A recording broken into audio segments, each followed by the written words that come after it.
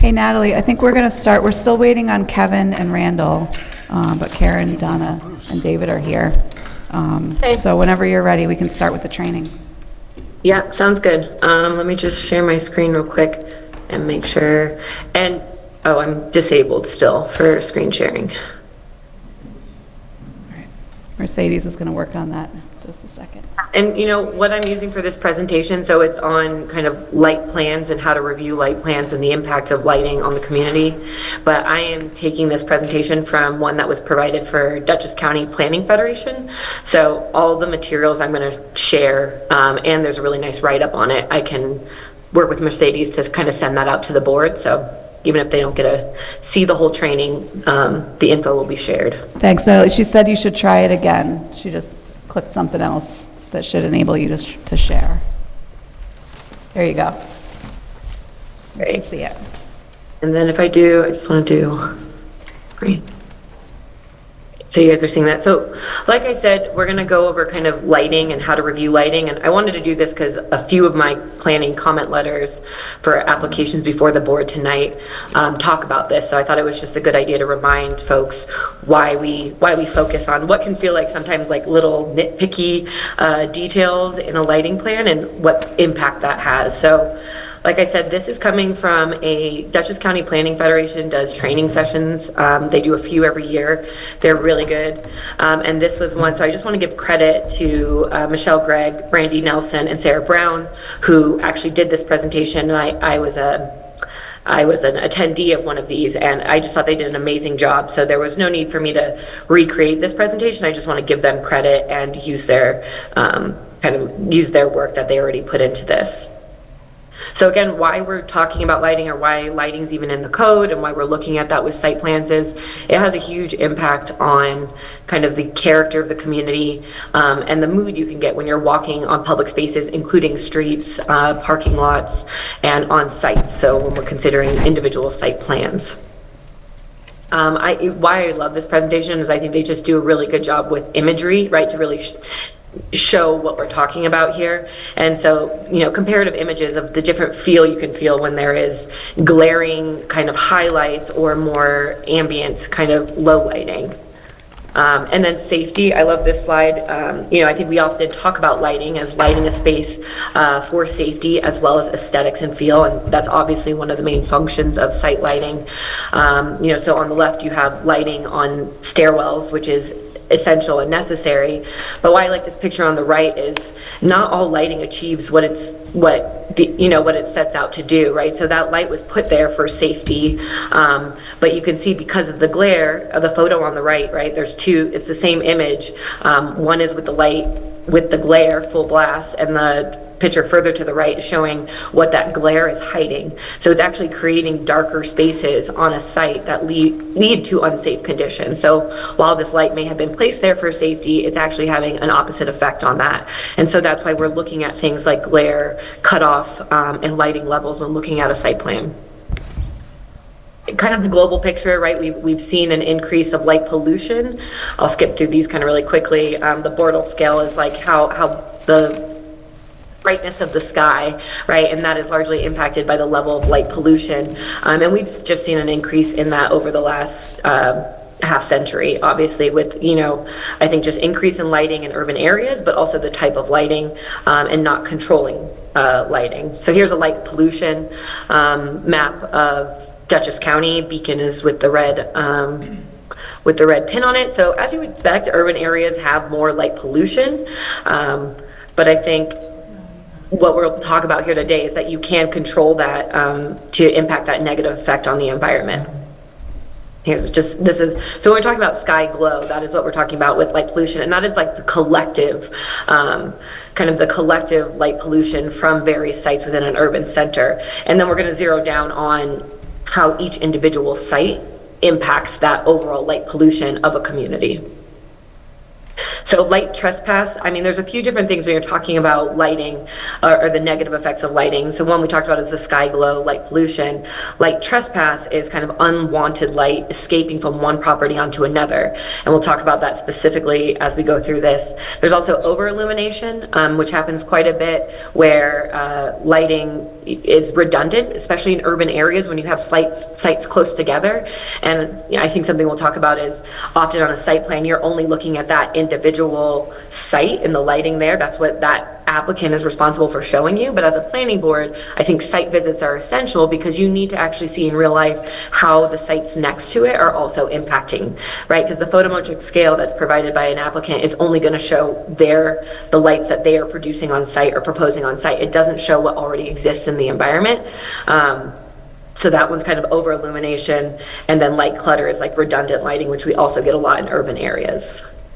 And then here's just some really good images in terms of how lighting can impact a site. So we have, glare, which we talked about with one of the previous pictures, that actually can reduce visibility and often annoys neighbors. And then this little quote that I love from the presentation is just, it seems like a small little thing, but actually we can impact, lighting does have a big effect on the character of the community, character of a site, and there's really small changes that are very easy to do to fix these issues, right? So this is actually a very solvable issue, light pollution, that we can work on, that the planning board can work on with with property owners and the community. So, in general, I think this is what we're thinking about when we're thinking about lighting on a site, right? That it should only be on when it's needed. So what are the timers or dimmers that are in effect on a site? When does the light need to be on? It's only lighting the areas that need to be lit. We're least amount of light possible, right? Enough for safety, but not over lighting a site. We'll talk about light temperature and blue light emissions and that effect it can have on the aesthetics of a site, and then shielding, which we'll talk about a lot because your code talks about that. So here's real quick, there's a lot of text here. This is the section of the code, the Beacon zoning code, that talks about lighting. And why I just wanted to highlight this is what's in yellow is kind of specific aspects that the planning board should be thinking about when looking at the presented lighting plans. So the first two, 1 and 2, are kind of, I think, general qualitative aspects, right? Light should not spill over the site in general, and then having full cutoff fixtures. But in 3 is where we get into some specific qualitative restrictions or regulations, regulations that City of Beacon has in place. So the code regulates how tall the poles can be. It regulates the average foot candle across the site. It regulates the color temperature of LED lightings, and that's Kelvin, and we'll kind of dive into all of these individually. And then it also regulates the color rendering index, which just means how true the light produced on site, how true does that render colors to what they actually are.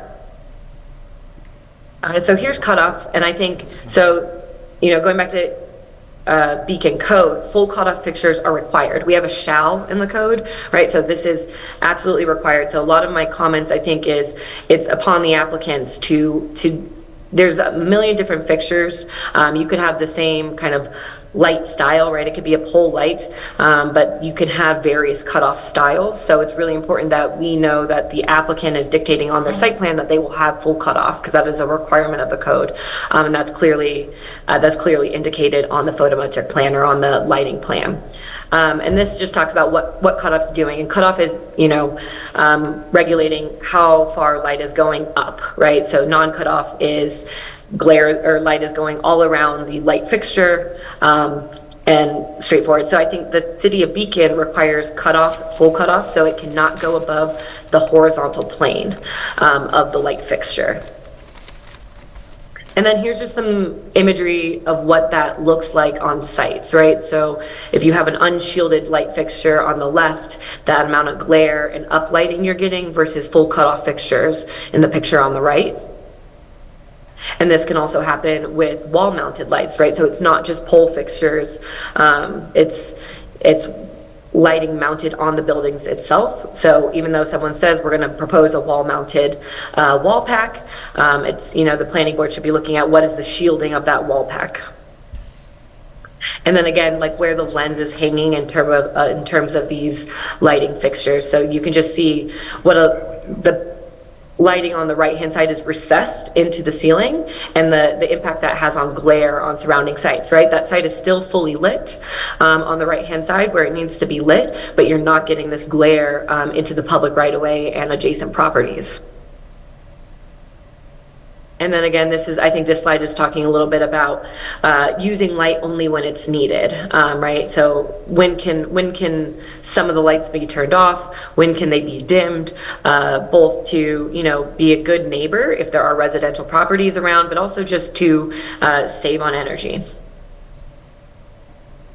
So we'll talk about LEDs for a minute, because I think most of the lighting plans we look at these days, LEDs are proposed, and here's some of the reasons why: energy efficient, longer life, and cost effective. So LEDs have gone up in popularity. It's most of the lighting that we see now on lighting plans, both internal and external. And I think there's a lot more control that you have with LED lights, but it's also some new terminology that folks that might not be, second nature to most folks. So I think one of the biggest things about LEDs is the light temperature. So in your code, I believe you allow from 2,500 to 4,000 Kelvin.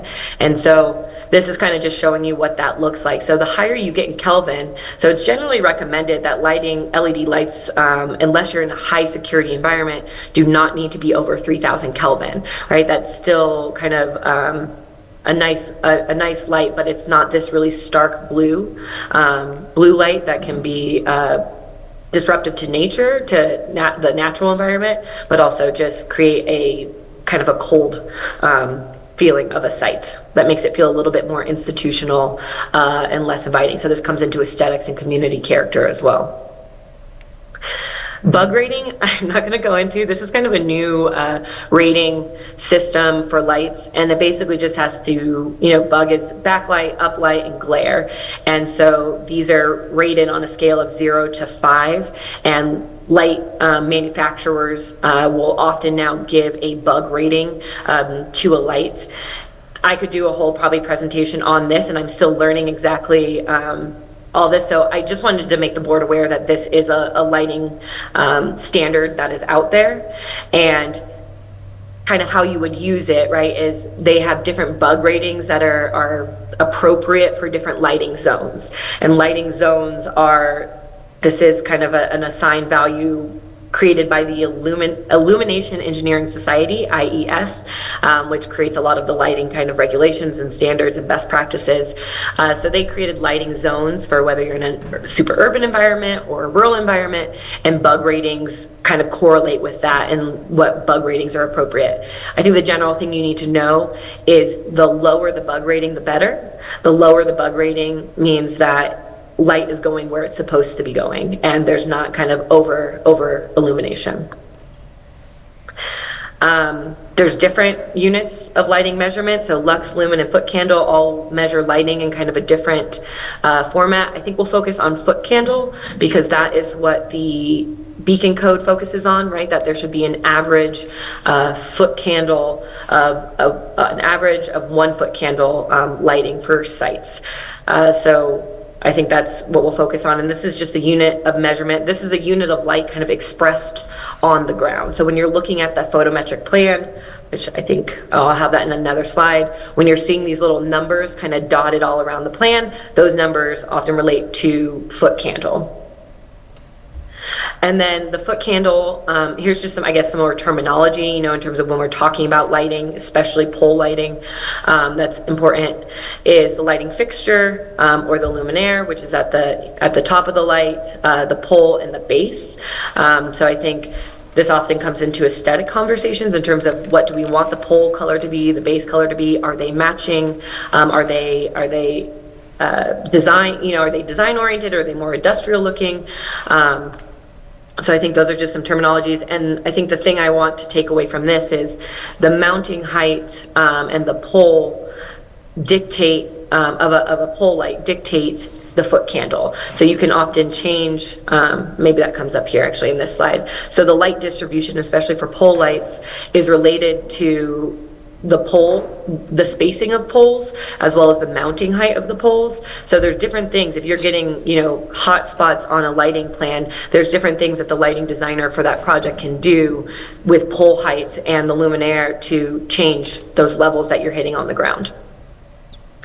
So I think that's my quick overview of lighting. I think there could be future ones where we go in deeper and kind of go through lighting plans and more specifics, but I think that I just wanted to give everybody general terminology that we can all use when reviewing photometric plans. So I think we maybe have a few minutes left. I'm happy to take questions, or can take a break before the official meeting starts. Sure. Thank you. Anybody have questions? Good. So we'll just take a few minutes, take a break before we start. Thank you.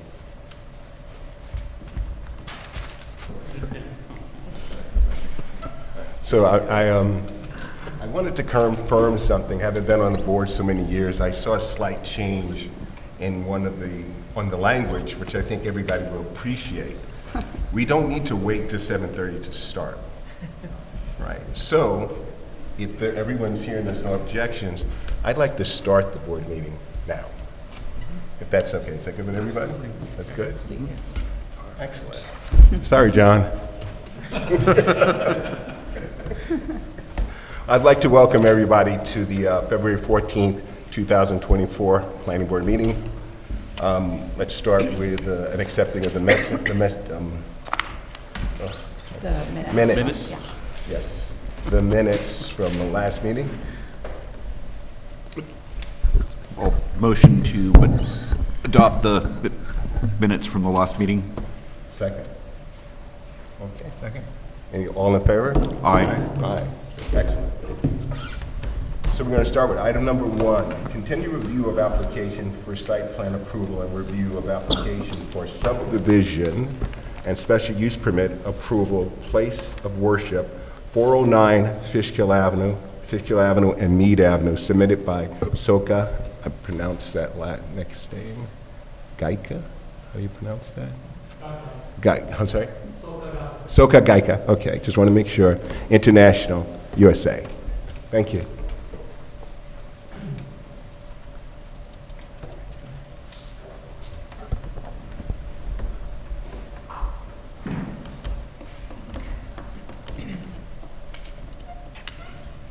Okay. Caught me by surprise. I had to scramble to get ready here.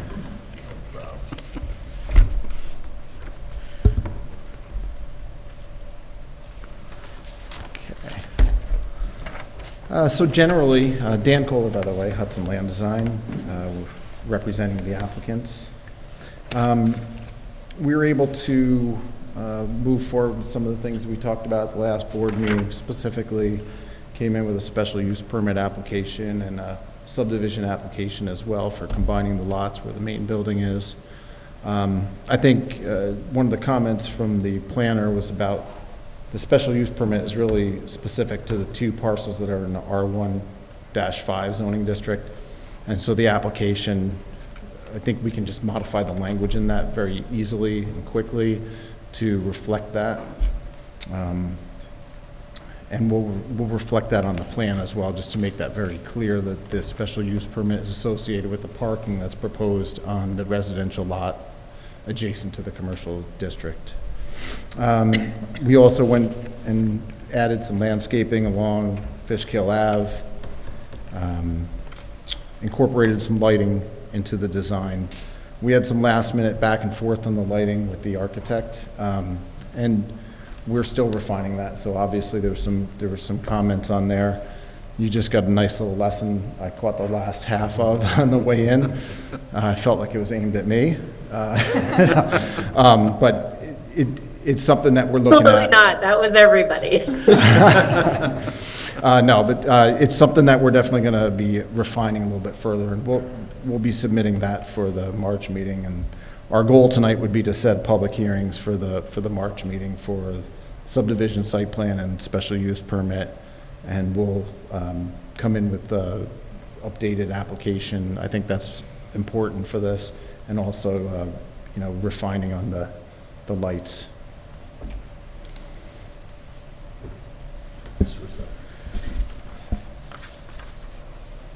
So they've addressed a lot of the engineering comments. I had some lighting comments also, and also was requesting that the sidewalk along Fishkill Avenue be shown at the 5-foot width as per the detail.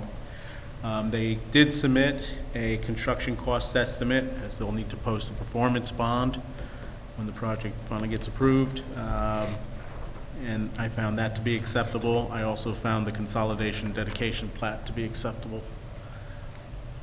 That's it? That's it. Let's go around the board real quick. Oh, I think sorry.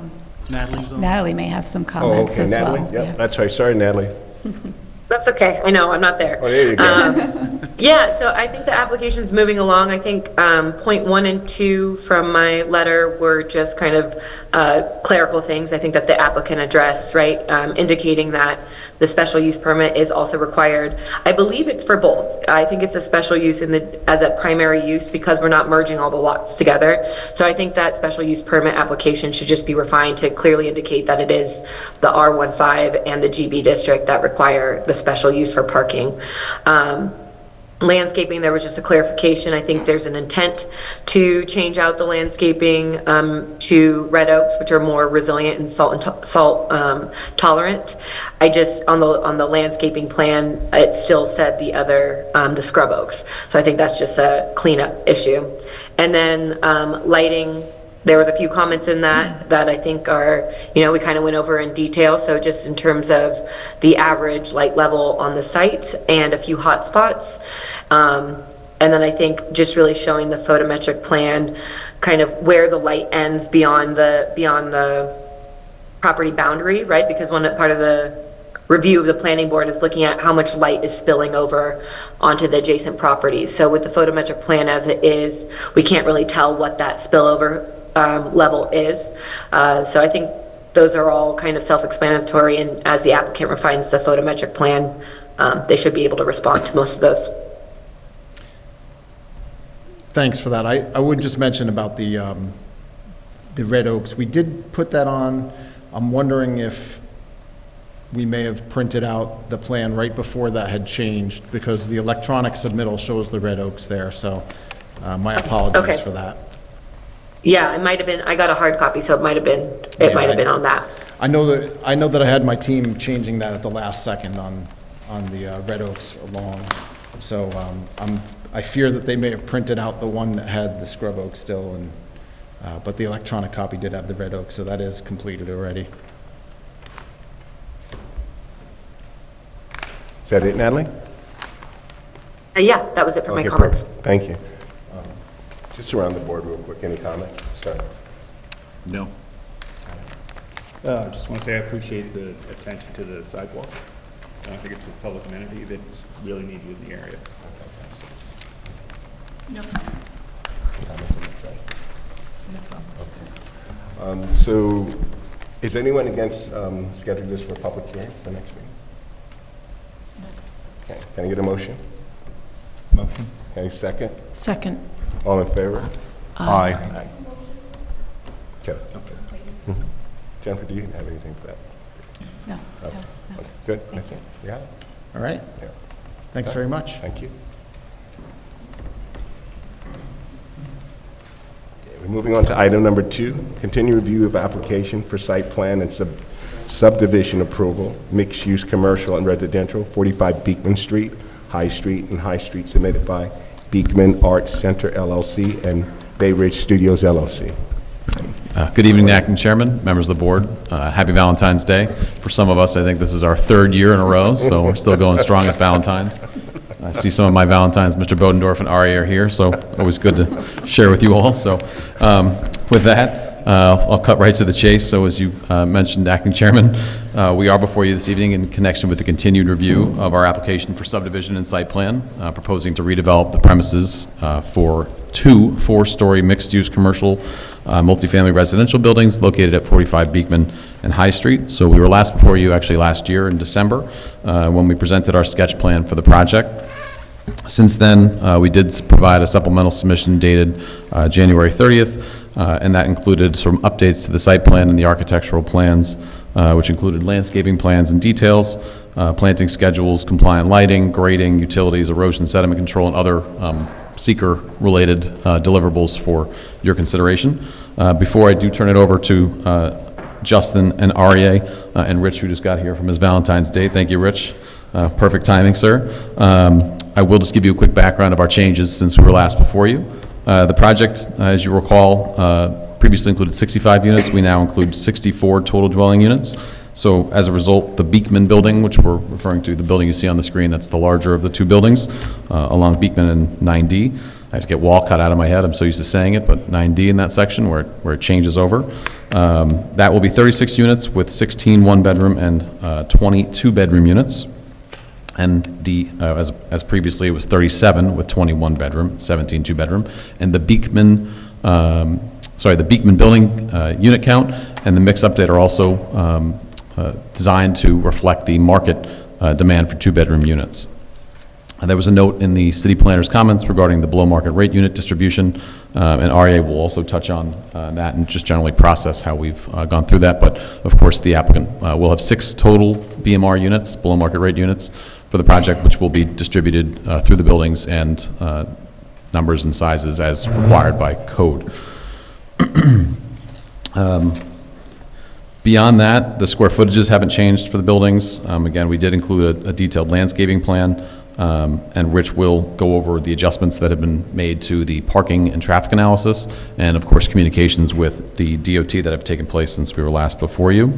That will include a discussion regarding the 83 off-street parking spaces. I don't know if Stark is in the internet sphere this evening, but to the extent those comments are there, we did receive Creighton Manning's comment memorandum, which Rich will also address in just a minute.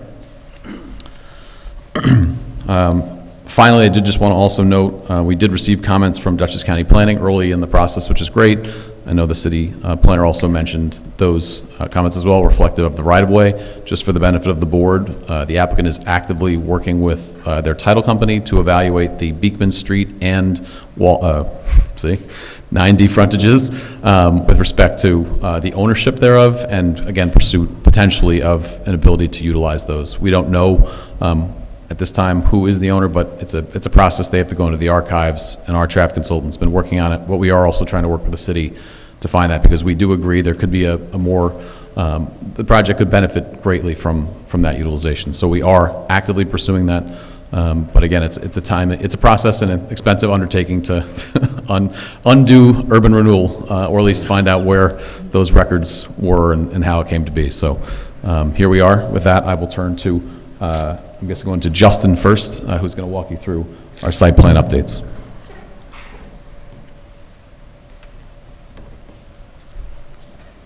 Thank you, Taylor. Justin Dates, Collier's Engineering and Design. So just going to touch on a few of the modifications Taylor briefly described, but basically there's reductions in certain scopes of the project. We mentioned the unit count coming down 1. Overall commercial square footage was reduced slightly, around 1,500 square feet, and the parking went from 89 to about 83 spaces proposed on the site. So that'd be surface parking as well as in the parking garage. The 45 Beekman building has a 34-space garage on its first floor there. So with that, we were able to pull away some of those closer spaces to the neighbors to the north and the west. And that gave us some additional space for screening, landscaping, helped with monitoring the height of the retaining walls to the city max requirement of 6 feet. Also reduced impervious, right? So all beneficial aspects towards developing the project site there. We also made some slight modifications to the sidewalk connection from Beekman to the first floor of the 45 Beekman building. You'll see that elevation between Beekman and the first floor of that building, right? I mentioned we have a parking underneath, and then the first floor is where the commercial space is and the main access or vestibule with elevator to the residential. There's about a 2-foot grade change between Beekman and where we're entering into that first floor, and then it wraps around lower to get to the garage elevation. So you see how we did some treatments of the sidewalk there.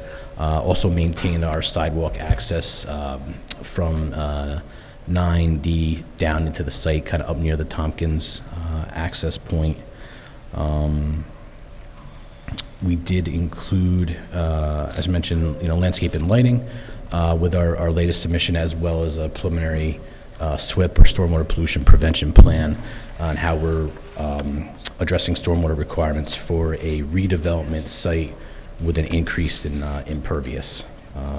Slight increase, around 0.3 acres of impervious over the existing conditions of the site.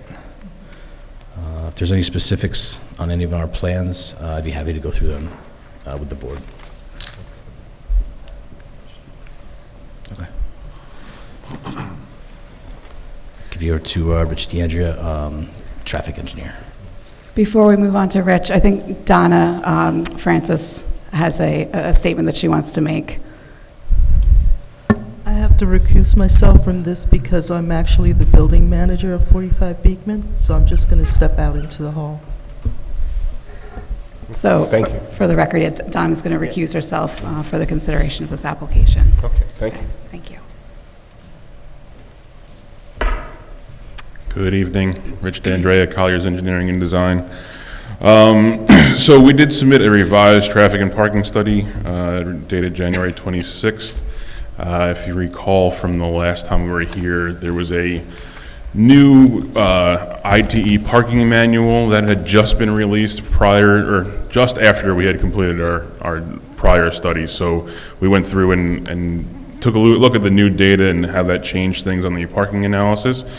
In addition to that, there was actually, subsequent to our traffic study of January 26th, there was actually another last-minute change to the commercial square footage for the overall project, and we issued a memorandum with some changes to the parking again. At this time, we're basically down to what we see as a requirement for 78 parking spaces for the overall development, accounting for shared parking and the proximity to the train station.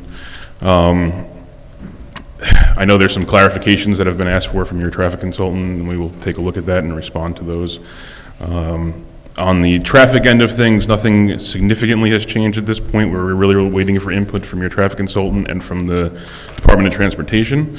From the Department of Transportation, we did receive some comments today, actually. We had made a submission to them back in December, I believe, and we received some comments from them today, which I got probably around midday. I don't think the city was copied on those, so I will certainly provide those so that everybody has the same information. But they are also looking for some clarifications, some similar information that Creighton Manning has asked for. We will provide that information. The one thing that I think we were looking for input on was the mitigation that we were proposing at the 9D Beekman Street intersection to address not just the project-generated traffic, but the existing conditions that are there. DOT hasn't really weighed in fully on that just yet. I think they want to see what some additional clarifications in the analysis before they provide their full input on that. So we'll provide that, and I think one of the next steps, and maybe the city's consultant can be involved in this, is setting up a meeting with DOT, because I think that is an important next step, is getting their input and seeing where they're coming from with those improvements. So I think I'll hand it off to REA for now, and then we can go through any questions that anybody has. Can I ask a question?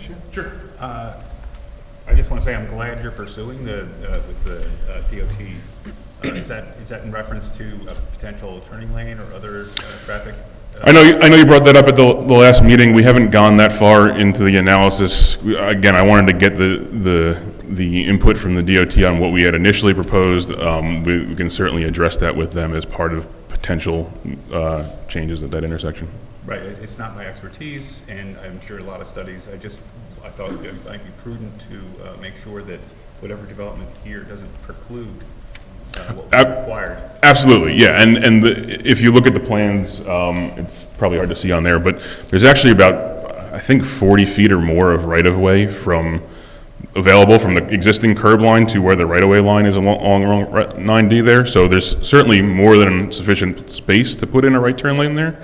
And nothing that we would do would really change that. Okay. I mean, because, there's grade, there's the... Oh, absolutely. Distance you need to be from, there's a lot of variables. No, understood. Hopefully that will get looked at. Yep. Anyway, thanks. Yeah.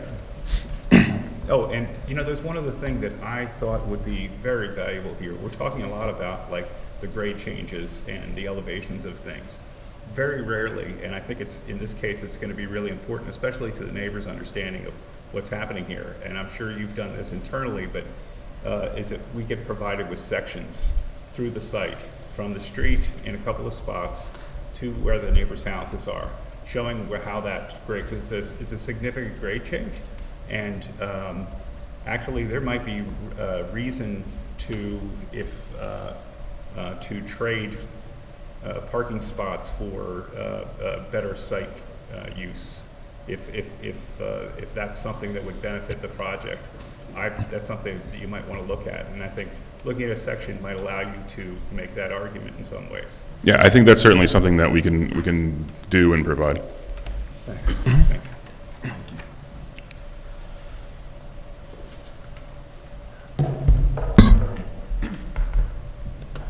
Good evening. Yes, that's something that we can put together, site sections. I'd love to see it. A couple Yeah, ways, thank you. yeah. Okay. Let's get here.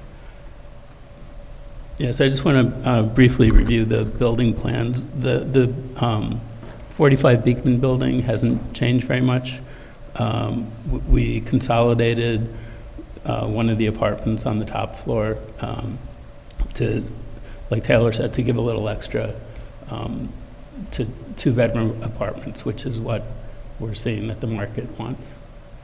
So we're at 64 apartments right now. And then in terms of the BMR units, we're going to have 6 total. We're going to distribute them between the 2 buildings. And then usually what we have been doing lately is working that out with the building inspector. We haven't done that yet, but yeah, normally that happens before the building permit, when those drawings go in. So,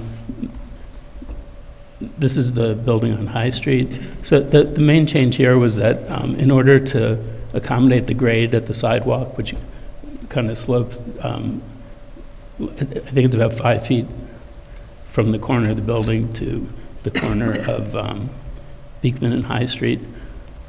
So we created an arcade, which gives you a level surface to walk into the retail and the residential. So that's like a covered arcade there. And that's really the only change on the first floor. So we're still working on the building design. We didn't submit that for this meeting, but I have some images of updates that we've been working on. So I can just go through those. So, and that's the High Street building on the corner there. That's a view of the arcade. Idea of the front view. And then the view turning the corner. So, so we made some changes to that initial sort of massing study that we did first. And the idea was to look at how to turn that corner, because we're going up into the residential, it's all single family on High Street. So we're working on how to turn that corner to integrate it with that, getting the facade a little bit more articulated and dynamic rather than that first look, which is, again, just like a symmetrical massing study of the building. So, and we'll still work with the ARB on that as it gets developed, but, right now that's a work in progress. But just wanted to give you some updates on that. I'm so glad to see this. Yeah. Yeah, we're getting there. You just set the bar low, and then every time. But, yeah, and then so we'll be submitting that for, for the next meeting. So, yeah, I don't know, I mean, is that, you want to talk about the BMR thing offline? I mean, last couple that I've done with the apartments, we've done that prior to issuing the building permit. Right, okay, You know, so that it's on the building permit application itself. right. And, yeah, we put it right on the building permit application. That way it carries through to the CO and has the actual unit Right, numbers yeah, on it. and I think that's why we started doing that, so, Yeah. yeah. So, I mean, unless we're gonna do it in this venue, which I wasn't aware that it was done here. Yeah, I think there, if I recall correctly, there might be something in the code that says that the planning board reviews and determines the distribution of the BMR units. So I recall for some prior projects, we've included as a condition of approval, because obviously it's probably a little premature at this stage in the game to be identifying exactly where certain units are on the floor plans, but typically as a condition of approval, prior to the issuance of a building permit, the applicant can come back, just really quick check-in. It's not subject to a public hearing for the planning board to review and approve the location of those units. We can also talk about whether it makes sense to recommend to the city council that that be transitioned to more of an administrative function, rather than have the planning board weigh in on exactly where the BMR units are. And if I may, just to interrupt, the one, I think that provision you're referring to, Ms. Gray, is actually if the distribution isn't going to be, if there's a reason for justifying a different distribution. So if for example, you had 10 two-bedrooms and 10 one-bedrooms, you would have one of each. If for some reason we wanted, or there was reason to do 2 one-bedrooms instead of 1 and 1, then we'd have to come before the board to seek relief in that regard. You've seen that with the views, the view on Beekman. That was the only instance that I'm aware of where that came That may be before what the I'm thinking of planning then. board. I haven't looked at the provision very Right, recently. so there's a code so- required, it has to be equally distributed, there's no, unless you got a variance or relief, and the only way that there wouldn't be a equal distribution, which is typically handled with the building department, is if we, for some reason, there was justification for doing not that, which is prescribed in the code. So I don't think we typically have reviewed with the board unless it's Yeah. an ask. Whatever the code requires, we'll do. That's right, and that's what we're planning, and That's just to the answer the question, point. that's what we're planning to do. I would hope that it would reflect the needs in the community. Yeah. Yes. And Yeah. luckily, we had a recent housing study, which gave some indication of where housing needs were, what housing needs were in Beacon, so you can refer to that if you want something official. That's it, all right? Yep, I think that's it. It's Stark, are you there? Yes, I'm on. Okay. We're going to start with you. Do you have any? Yes, yeah, we can go over the comments. Great Manning. We'll start with the traffic study.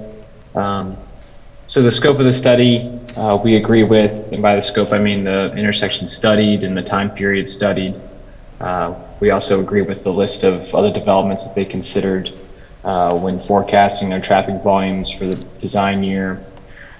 With that, we did ask Rich to provide some clarification traffic figures so that we can just confirm the trips generated by other developments. Let's see here. We did look at the trip generation. I should also start by saying that we reviewed the traffic study that was sent along, the one dated January 26th. And so I want to preface by saying all the findings that we have from this did not change given the reduction in units that they are now proposing, or the reduction in size of the commercial spaces they're now proposing. So I don't think that, we need to do a whole nother traffic study right now based on this, but I'll just carry on with that. The trip generation, we agree with what they've what they've estimated using ITE and then an internal capture credit of 10%. When they say internal capture, what they're saying is that there's a relationship, a complementary relationship between the commercial uses that are proposed on the site and the residential uses that are on the site, since that residents are going to patronize the commercial spaces that are there, which is a reduction in trips because that's not a person that would be driving to the site. We also looked at the level of service analyses that they provided of the study intersections. I think we touched on North Avenue and Beekman Street. This has been a topic of discussion in previous applications, the poor operations of this intersection. And it sounds like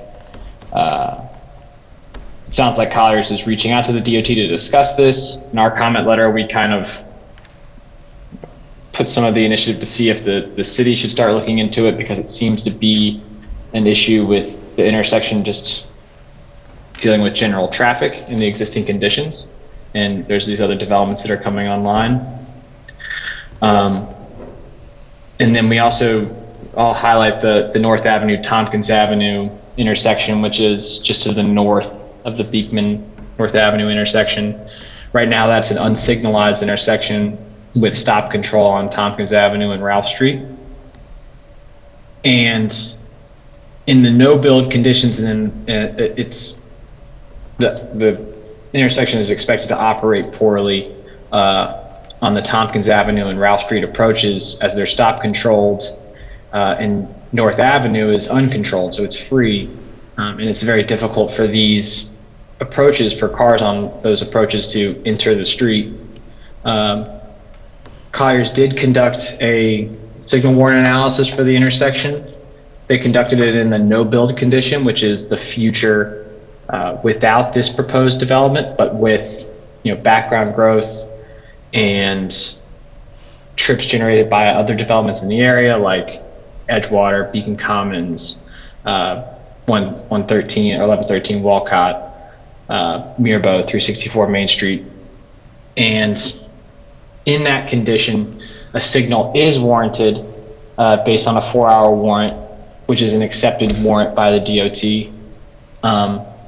And then they also looked at a warrant analysis in the build condition, which is the future with this proposed development.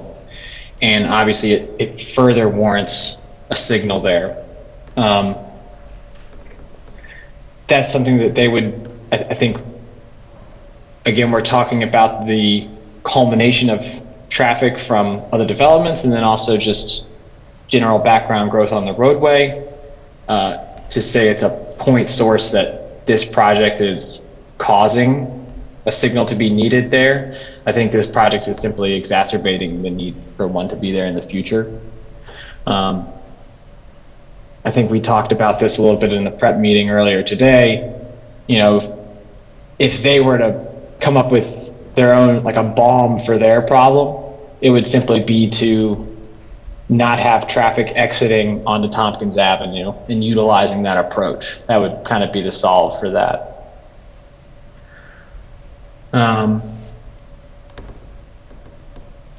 Apart from that, I think the only, in regards to operations, we also discussed this. I haven't had a chance to go up and see the backup on Beekman Street during peak hours in say 2 years. So it's not really relevant observations.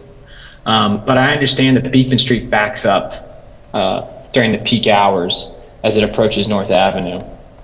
And the comment letter acknowledges that the LOS reports, which are the modeling reports, they're standard reports that are used, show a queue of, I believe, 230 feet. So that's about 11 vehicles to that approach. And I understand that is not a realistic number for that approach during the peak hours. The way I think that that could be addressed is we can change the modeling to try and reflect it more realistically, or we could just look at the problem and say that we need to make sure that vehicles are able to exit the site driveway during those peak hours. The way that could be done is you could have a do not block the box or something on Beekman Street at the site driveway. It could be shared possibly with the driveway serving the municipal building there as well. See here, we acknowledge again that they provided that table 1R in their memo stating the reduction in trip generation based on the reduction in the program. Parking study, they did provide a parking study. They provide a shared parking analysis. We agree with the findings on that. I think we'd like to just see what the shared parking analysis shows without the rail credit based on the reduced program. But it does seem like the number of spaces they're proposing of 83 will suffice for this mixed-use development. And then we had some site plan comments as well, kind of minor stuff. We'd like to see ADA curb ramps at the driveways. We would like to see if it's possible to have sidewalk access to Tompkins Avenue, if that's going to be an access point, because there is an existing sidewalk up there along Tompkins. At the garage entrance, we recommended if you could put a crosswalk there or in any available or appropriate signing to just alert drivers exiting the garage, because that's a great blind spot typically. Great is probably not the best word to describe a blind spot. And then again, a crosswalk be provided internally to connect the two buildings. And then going into the discussion about the New York State DOT, I understand that there's some discussions about the right-of-way, whose right-of-way is which. The city has the right-of-way along Beekman, and then there's the right-of-way along North, which is likely the DOT's. Any of the sidewalk work that they're proposing in the DOT right-of-way is going to be subject to a DOT permit. It should be, it's a more reduced permit. Before, I think you've heard of a Perm 33 COM, you may have, or a Perm 33. What they'd be getting is a Perm 33 permit for doing the sidewalk work and any landscape changes in the DOT right-of-way. That's all I got. Obviously, I'll answer any questions that you guys have. Any questions? Excellent. Natalie? Yep, happy to run through. So I'll just start, I think at the beginning of my letter, I kind of just did a summary of past planning efforts kind of concerning this area. And so I just want to start by saying that I think this is a really amazing opportunity for the city of Beacon, kind of a once-in-a-lifetime opportunity to see a vision from many planning efforts going back, back to the 2007 comprehensive plan, to materialize this vision of this linkage connection, right, between Main Street and the train station area. So I think the comprehensive plan and various studies absolutely encourage development of this site. So I think that's very exciting for the board to be able to work on a project like this. I think the applicant has really responded to the linkage district regulations in terms of the form-based regulations and bringing buildings up to the property line. And I think, as was alluded to by the applicant's presentation, the one thing that's holding that back from that actually being successfully achieved is this right-of-way. And I think specifically the right-of-way portion that is facing Beekman, right, that is setting that building back in a range from 20 to 60 feet at different levels, setting it back from the sidewalk. So all the kind of streetscape improvements are kind of being set back, which is somewhat against the intent of the code, even though technically I think this project is meeting the zoning regulations, right? So I want to commend the applicant. I know going through those title reports and those searches to kind of figure out who owns, this vestige of urban renewal is not an easy process, but I think it really is kind of essential for this site to achieve the vision that Beacon has long established through multiple planning efforts. So I'm glad that that is being worked on and moved forward.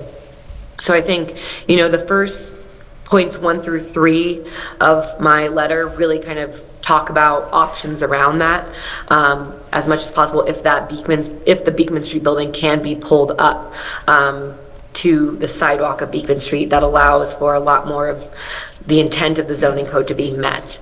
And then I think if not, looking at that front yard setback, landscaping within there, removal of trees, is one of my points of clarifying what trees. There's a lot of trees right now, in landscaping within that right-of-way area. So if it ultimately turns out that building cannot be brought forward onto Beekman Street, I think the planning board's focus should really be on how that right-of-way with, collaboration with the city, if the city does remain the owner of that site, if they are, in terms of landscaping and streetscape improvements there. The code gives a lot of recommendations for how those kind of transition zones between buildings and sidewalks in the public space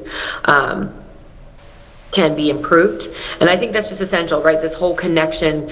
People enjoy walking along sidewalks that are kind of framed by buildings, by structures, or by street trees, or by amenities. So I think whether it's a building or amenities or street trees, that kind of strip along Beekman Street is going to be really important for the planning board's review. So one of the recommendations there is, as we get deeper into these plans and figure out if that right-of-way parcel is going to come into play, I think really looking at kind of streetscape profiles of how this building will engage with the public right-of-way is really going to help the board make sure that this project is meeting the intent of the zoning code, of the comprehensive plan, and of this zoning district. I also had a few comments on the lighting plan. I think, again, we just wanted to confirm some things in terms of cutoff, color temperature, color rendering of the lighting fixtures proposed, so that we can ensure that it complies with the lighting section of the zoning code. And then again, I think the overall lighting, the average foot candle, the average lighting of the site was 2.1, that's quite a bit over the recommended average of 1 foot candle. So I think we would just want to talk about the intent of the lighting plan, whether some of those lighting levels can be reduced, just so that we make sure that we're achieving the right balance between the desired level of what I'm assuming is security, as well as kind of the aesthetics of the site, and spill over onto neighboring properties. The location of the off-street parking was one of my comments as well. It looks like they are sufficiently set back, but there is a requirement that the parking has to be set back from 40 feet from any property line that fronts on a street. So I think maybe just showing those dimensions on the plan so we can confirm compliance there. And then the board, there is a section of the code that does allow the board to require walls, fencing, and landscaping to kind of screen the view of any parking. So I think once we get into maybe what REA is working on in terms of renderings, those cross sections, I think that got talked about earlier, the cross sections from the neighboring properties. I think we'll just want to look at that to make sure that either fencing, walls, or landscaping is being used to kind of screen the parking facilities from view of the public right-of-ways. I didn't have many comments on the architectural design because I know those are kind of forthcoming from the applicant. I think the points I wanted to point out there is, because this is one of the city's form-based codes, there is specific requirements in terms of what frontage types are permitted in this area. So I think, just a nod to the applicant to kind of include those references when working on the renderings. And then I think we talked a little bit about the affordable workforce housing comment. And, the section does give the planning board the ability, so I think I just wanted to bring that up ahead of time. It could be easily noted on the plans that the applicant intends to comply with the proportion, the distribution, the size, the amenities, and the internal fixtures, have that noted on the plan, and that can be worked out at another time. I think I just noted them now because I would hate for something like that to be left to the end, and then maybe you do need planning board's approval for deviation from those regulations, and then that brings up the comment. So might as well take care of it and acknowledge the requirements now, so that the planning board and the public are aware that the applicant intends to meet those, and then, take care of that through the administrative processes as Bruce and them were discussing. So I think those are my comments for now, based on the plans that were submitted, and happy to answer any questions. Excellent. Thanks, Eileen. You're good? John?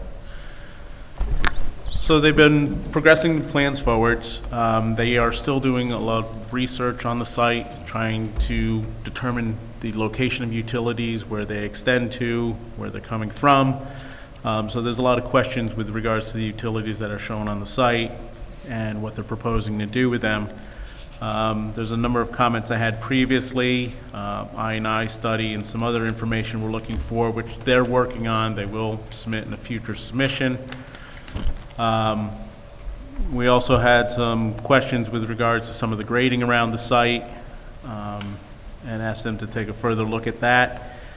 And we are in the process of reviewing their preliminary stormwater pollution prevention plan that they submitted. They're going to be using a bioretention system as well as an underground system, Coltech system,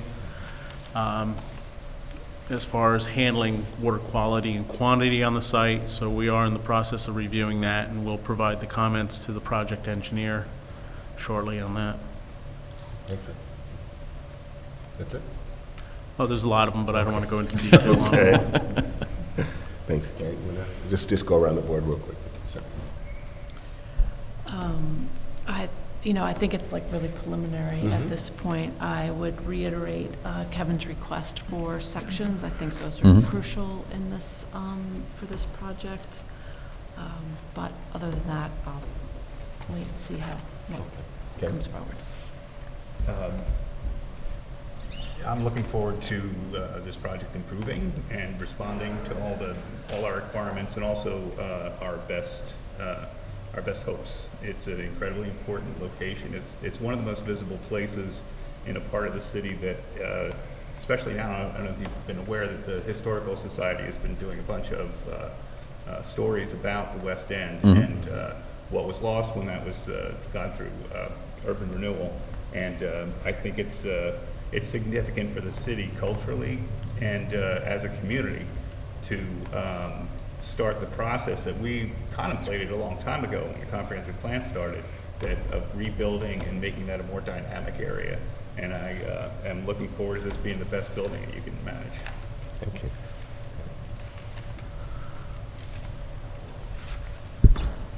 My only real concern or comment at this point relates to parking, and I know Stark had said that he thought it would be appropriate or requested calculations that didn't use, let's call it the transit discount.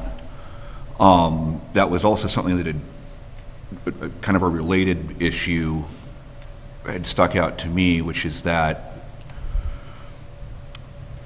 a credit is being taken against the residential parking requirement in the study based on being within close proximity to the train station, and based on a study saying parking demand is typically 10 to 12% less at multi-family residential buildings that are close to a train station. The problem is this calculation is being done in the context of a shared use parking study, and while overall parking at a multi-family residential building may be less in proximity to a train station, there's a very good chance the amount that parking demand goes down during the day is also less, because the people who have cars are going to the train station and leaving the car parked there. That was the one, and because in particular with this, it's kind of got a semi-self-contained parking, so it seems like a particularly important issue to be watching. Great, understood. Thank you. Sorry. All right. The only thing we'd ask, if there are other questions from the board, is what I think Mr. Russo highlighted it. What we've been doing is literally digging holes on the site and looking and making sure that anything, whether the project is as it appears, or if it is, and we appreciate, again, the city's been working with us, all DOT, whoever is involved for this right-of-way sort of vision, right? That's a vision that seems to be shared collectively, which we really appreciate, because that's the only way you can really bring that to life. So we're working on that, but all the pieces that we put together are to make sure that we have a full package for you. So the one ask that we would have this board consider this evening is just declaring itself lead or circulating its intent to serve as lead agency for the seeker process. It's going to be about 4 weeks before we get the final answers from the title company. So we won't see you in March. We're not going to submit in 2 weeks. We're going to submit in March for the April agenda, but that'll give us time at least for the seeker processing to take place for the notice of intent. So that would be our one request this evening. Mr. Board, you guys good with that? That sounds fun. Motion? Motion. Second? Second. All in favor? Aye. Aye. Thank you very much. Okay, Happy thank you. Valentine's. Before we jump off, we had mentioned maybe having us help get in contact with the DOT, or if Rich, if you're going to try to, do you want to push that along, or do you want me to try to? No, I think we want to make the revisions that the DOT requested, that you requested, and then from there, submit back to DOT and request that we have a meeting that I think it would probably make sense for you to be involved in, so I think that would be the next step. Okay, I just wanted to make sure that I wasn't not being helpful. No, all good. Yeah, we've got all angles of DOT. We've got the right-of-way person, and there's the person that does the traffic review. So we've got a lot of names, and then there's the archive. So we're digging. All right, thank you. Well, I have one question for John. Do you mind if I happen to notice that there's a capital plan, and part of it is the pump station that's at the bottom of West Main. Yes. Is the work that's required there, is that in any way needed to increase capacity for the anticipated development that's happening on West Main? The work that's being done there is to account for the I&I and other projects coming into the area. And that has already been approved by the New York State DEC and Department of Health, and just was recently granted approval by Metro North, since it's being situated on their property and should be going to bid shortly. I'm just curious, is it being relocated, or is it? It's being relocated, so the existing pump station will stay in operation while the new pump station's constructed to the left side. Okay. Thanks. Moving on to item number 3, review of application for subdivision approval. Internal property subdivision, 18-30 East Water Place, submitted by Scenic Beacon Development LLC. Hello, sir. Fellow Valentines, acting chairman, again, Taylor Palmer with the law firm of Cuddy and Fader on behalf of the applicant. Tonight I am joined by Mike Bodendorf of Hudson Land Design and Lloyd Weber on behalf of the applicant's team. As the acting chairman stated, we are before you in connection with a new application for an internal lot subdivision. It's for the applicant's previously approved Edgewater project, which was submitted to you pursuant to the recently amended section 22325C3, which is just the internal lot subdivision regulations. We should note, I think the most important note that we're going to make this evening, welcome back, Donna, is that there are no changes proposed to the project, period. This is an internal lot subdivision for financing, so the applicant is fully committed and is, as you all have likely seen out on the site, building out the site in process and well underway. For example, one of the comments that came up with the city council when we were before them is, when is the Greenway Trail going to be open? It's this summer, and I just, of course, took the words right out of my own mouth. It's not the Greenway Trail, it's the connection trail to, it's the connection trail. There's also a Greenway connection trail. I won't get into that nuance again, but that's this summer. So buildings, 3 of the buildings should be finished in April, May, and June. Those are the first of the 3 buildings in the process. So to that end, just by way of brief background for those that weren't on the board, when the Edgewater project was approved, back in 2018, the planning board granted site plan approval for the Edgewater project, and that also followed city council and zoning board approvals for the same. Again, the application before you is purely for an internal lot subdivision, and it's authorized for a project to do so for internally subdividing one or more lots or buildings within the project site, and they're going to, this whole project is going to continue to be controlled by the existing site plan approvals and any associated conditions. So to the extent that the plan that's before you, which we have up on the screen is, this doesn't impact any of the building's dimensions or other criteria, period. It just allows for us to redraw the lot lines around the buildings. So let me just explain what we're doing through this process. So operationally, there's going to be no changes, no other details. The applicant is just working to secure competitive financing for buildings 1 through 7 on the project. When a project moves, and I think we kind of talked about some of this during the referral from City Council to your board when that law was being considered. But ultimately, in a multi-building project, oftentimes they're not necessarily all 7 buildings being built at one time, so the financing is different for a construction loan and then a permanent financing loan. So as these buildings move off of their construction financing and into a non-variable rate permanent finance, this enables them to do so without the collateral being the entire lot. They're able to collateralize the buildings, and that allows them to move and secure better financing, which in the market we're in is particularly important. But we see this throughout, there's a number of communities that utilize this, and the last application that was before your board was the Beacon Hip Lofts project, which went through a similar request.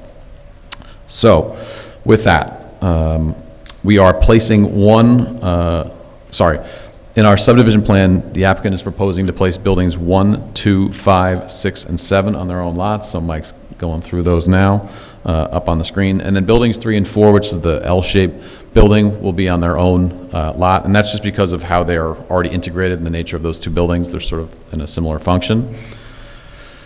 So, although there are 7 buildings, there are 7 buildings and there will be 7 lots. The last lot will be actually comprised of those other shared facilities. There's like a maker space and the like on the site. So those are a part of the remaining lot, so to speak. So with that, if words see fit, I can certainly have Mike go through it, but I think that's really the extent of that presentation. And then to note the planner's comments, there will be reciprocal easement agreements that are in place. That's sort of the one deliverable that comes out of this. It's really an administrative function. So we will have to prepare a package for Ms. Gray to review, but that's to say that each building will have access to public roads and parking and the like. So there will be Complete package. basically the same agreements that we've already done, but now to each building. So it is the same you would do for a condo or a homeowners association. It's the same difference, but in this instance, it's again an advent of the financing aspect. No comments. Natalie, anything? No, I just included that. This is a pretty straightforward request. I think that's why the section of the code was created, to allow for this. It's very common. But the question about the easements, there is a line in the code that says to the satisfaction of the board. So just wanted to note that in case that was something that needed to happen now during this process rather than administratively after. Got it. Next up for you is just a public hearing. Exactly right. Okay. Just quickly around the board, any objections to set a public hearing for this? It seems pretty straightforward. Any? No. Any objections to setting a public hearing? No. Okay. Can I get a motion? Motion. Can I get a second? Second. All in favor? Aye. Aye. All right, thank you. Happy Valentine's Day. We'll see you soon. Excellent, thank you. Hey, one thing, just in connection with that public hearing, and if this is already in here, and it probably is here, and I just am not interpreting it real well. I can't see real clearly exactly how it is you're proposing to subdivide the lots. Like, I get in substance what you're saying, 1 lot per building, with the exception of buildings 3 and 4. Would it be possible to get a map? So that is the most recent supplemental submission that incorporates, we just tried to highlight it over. So this is the filed map, the one that's on record with the county. Essentially what it would look like, it'll have a specific note on the plan saying all prior conditions and so on and so forth, and reciprocal agreements. So they'll all be cross-referencing this filed map, but it will be updated to reflect these new red internal lot lines. Okay. Thanks. Excellent. That kind of concludes our agenda. Now we're going to move on to some architectural review stuff here. Calling it first, item 1, single-family house, 56 Townsend Street, Lot 8. Good night, everybody. Good night. Thank you. Is that one here? Oh, you're here? Single-family house, 56 Townsend Street, Lot 8. Are you here? You're here.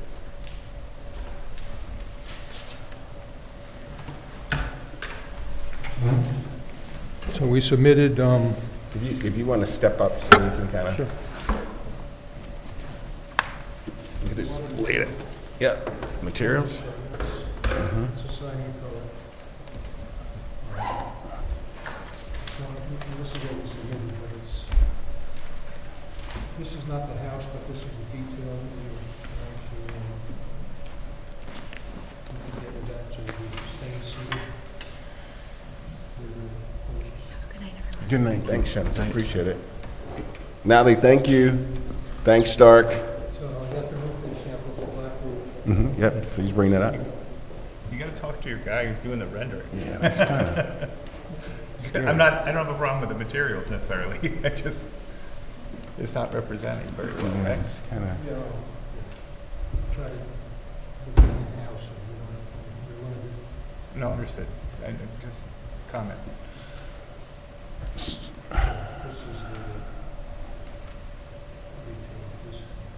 the Was the house? Did you guys do the house? There's been a series of these. Okay. And one of the things I was concerned about was just like the range of the variety of all the different houses, that it's within a certain, you know, you are the one person who knows now, if you're building these, right?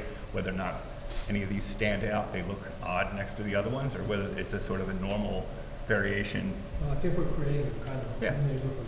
That's what I noticed from my memory, that it's all sort of within a similar palette. So we have a little theme, but it's. Do we have any idea of what the other houses respectively look like compared to this one? I know, I understand, but for the purpose of the board, we I offer. didn't bring the whole file with me.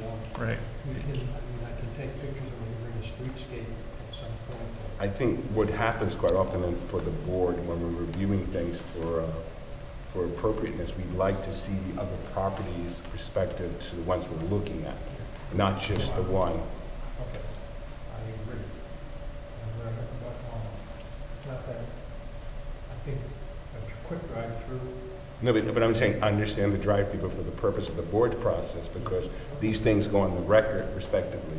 And if we don't have it, do you have something? I'm trying to look in the. I mean, I do, I submitted it. Yeah, so I know, recently we haven't requested, for the entire street, it's usually the house itself. Yeah. As long as we're getting color renderings, they bring in the samples of the materials, that they're gonna use. Unless if we're gonna change that, then we can request that in the future. Yeah, there's sometimes though we have looked at other Yeah. houses similar to in the neighborhood respective to make sure Right. similar distance. Yeah, and this one I agree, I think, they're all brand-new houses, so Yeah. they're all kind of all similar regardless. It's like, I understand that with like an existing neighborhood, I agree with you 100%. You have a bunch of houses that can range from 100 and something years old to, 20 years old, and you want to kind of make everything blend in. But we can have the developers, as well, we could, have them bring in, pictures of the street. I think what would be helpful. Yeah. No, I completely understand, I think, but as we look at it, I think for the purpose of completeness, and especially with respect to, as we're looking at it, it's more than just colors respectively. We're actually creating a community, and we just want to make sure we understand, it's not a good or bad thing, it's just. Yeah, I understand that, yeah, but it is too, is I think there's a limit to, I think, there was an argument that was brought here some months back, and there's a limit to architecture as well. That you can't make them change it to a degree. No, it's just have to similar, just confirm that similar, it's yeah. conforming Yeah. to the neighborhood. Yeah. Yeah. So this Do you is re- lot 8. Yeah, Do you recall, we could pull up, Yeah. like, do you recall when you were here last with like, that you had like 3 houses all at once? Yes. Roughly? Yeah. I think it was November. Yeah, the nice thing about that was you could see that those three all sort of were within the same range. This particular one is Lot 8. I have nothing on Lot 7, nothing on Lot 6, nothing on Lot 8, or 9, or 10 at the moment. So this is really kind of at the end of the cul-de-sac, kind of by itself at the moment. Oh, here. Right. We'll be filling in and The thing is, from my memory, this is within the range of colors that you had. It's different than the other ones, right? If I recall correctly. the first time it was And this adds variety. Everything else has a similar My Adobe profile, is, right? They all have peaked roofs, they have porches, small porches, and they're treated differently. So there's a variety. They're not identical tract houses, which is the intent of what the part of the code that we have to work with here, is that there's variety and there's Okay, so here's one, there's diversity This in one is, uniformity, let's say, right? tuxedo. And I don't know. we're working right That now is with dark. 3 different base houses, but That there's was, treatments, porches, Yeah. different things, so. that was the only It's It's one only that 13 lots, so. month. Right, I feel there's- like they came in with 3. It makes sense. I think you're making an effort. I would, when I saw I'll tell you, this is just my thing, that I want to have everybody not use the dark colors because I think it's just going to look really dated in 10 years, but that's just my taste, and I think it's going to pan out, right? Because there are so many houses done in dark grays and dark, those really dark shades. We have a variety. I know. I'm not saying it's you, but I'm just saying that I was afraid when I saw the illustration The that you one we had. came in with the really dark one, that was a customer. Oh, I understand, because This one- it's the flavor of this, like, the last 10 years or whatever. That's why I was worried about this. I was like, oh Yeah, no, but now this is. that's what it is. Okay. One second. Good with the black, I think, She's searching. Oh, Did here. you say? Yeah, August and November, okay. yeah, I made it back to August.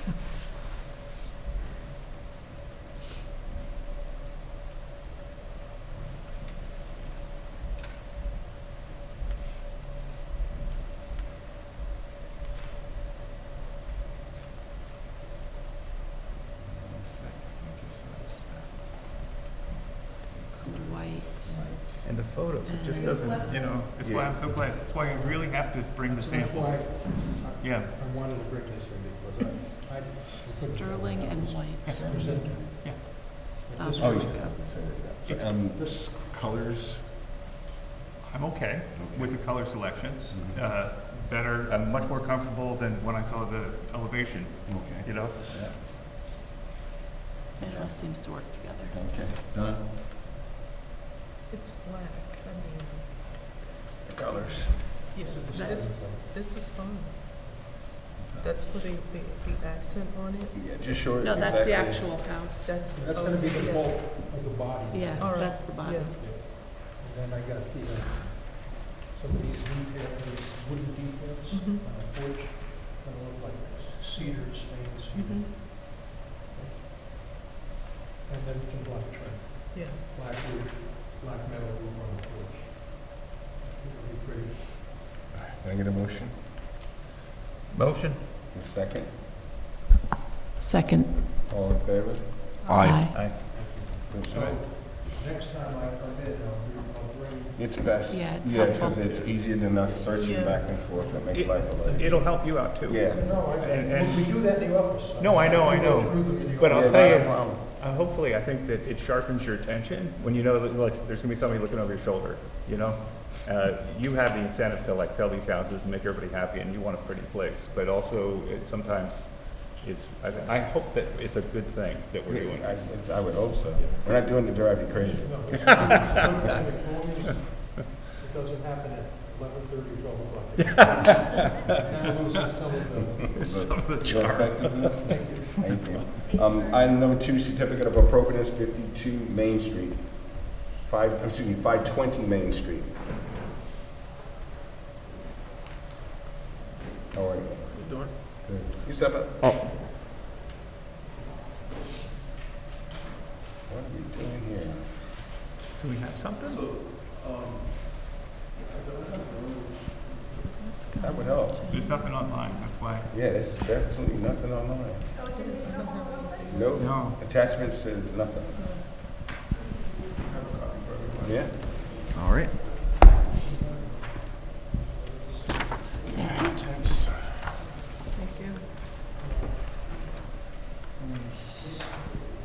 Is it backlit? Is it backlit? No, it's Okay.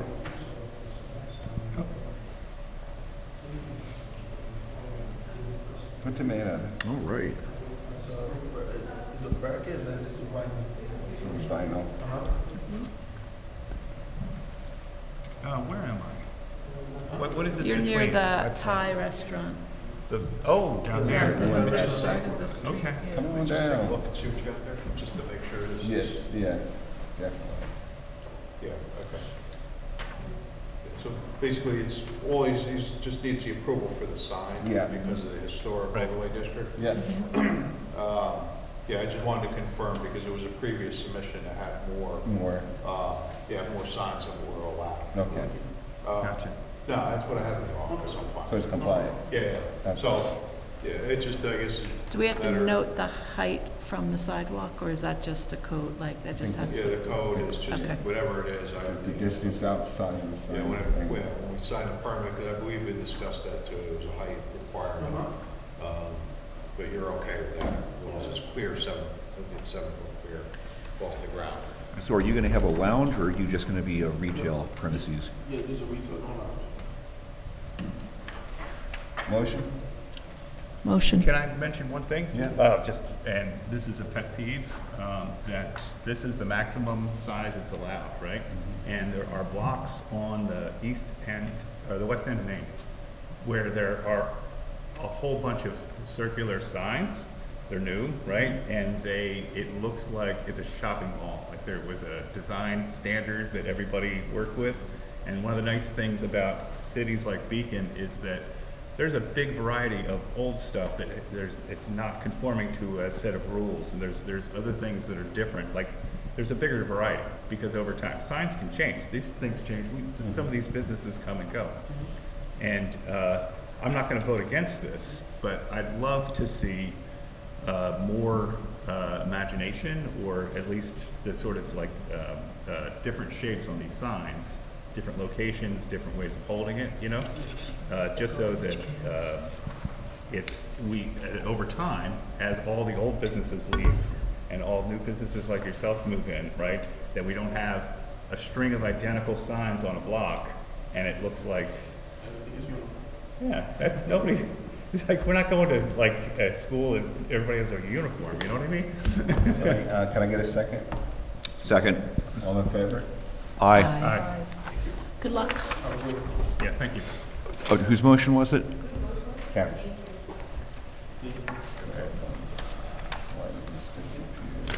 Yeah. I don't mind. All right. Okay, we're going to item 3, 2 Cross Street facade. We see pictures. We like that. Yeah, I believe they were sent out to everyone. Oh. So, we've been asked to make changes. So this is what it was, Mhm. the previous, and this is what variance was. And you see now the glass, so Same. the same, you know, sort of. Oh, so the Yeah. sides, Extruded, you know, sort of, if that's a prism pushed out. Oh, Same okay, got it. volume, it's just, Oh, it's a bit of a shame because I like the contrast of the masonry and the glass, and that was, I think you were trying to maintain that. yeah. So this is what it was. Mm-hmm. And this is what it will be. There's still a certain amount of contrast. Yeah. Yeah, I think overall, It didn't lose a lot. I Yeah. have had a lot of people looking at it saying, what's the difference? So, Oh, well, the difference is, are you going to maintain the detailing? I noticed there was very careful the brick. thickness, like there was fine lines Right. on the mullions and on the edges. And it was sort of, because one of the nice things that I like about this project is that you guys are sweating all these details like you're Carlos Scarpa, you know? And that doesn't happen to me very often at all. I think it's the only example where somebody's done that. And so I'm just going to encourage you to continue to pursue that. Obviously, you can't design this forever. Yeah. You know, you gotta send this out and get a contractor on it. But We have these, right? Yeah, I have, yeah. You have everything. I believe they were forward, correct? Yes, they're They're on the website. Here now, okay. Motion, Motion. second, Second. all in favor? Aye. Aye. Aye. Thank We're you. done. Motion to close, Motion. Second. one, David, That was me. Karen, And then just like flip it around for the, yeah. Done. Happy Valentine's Day to all. To all, good night. Wow. We could, like, go out.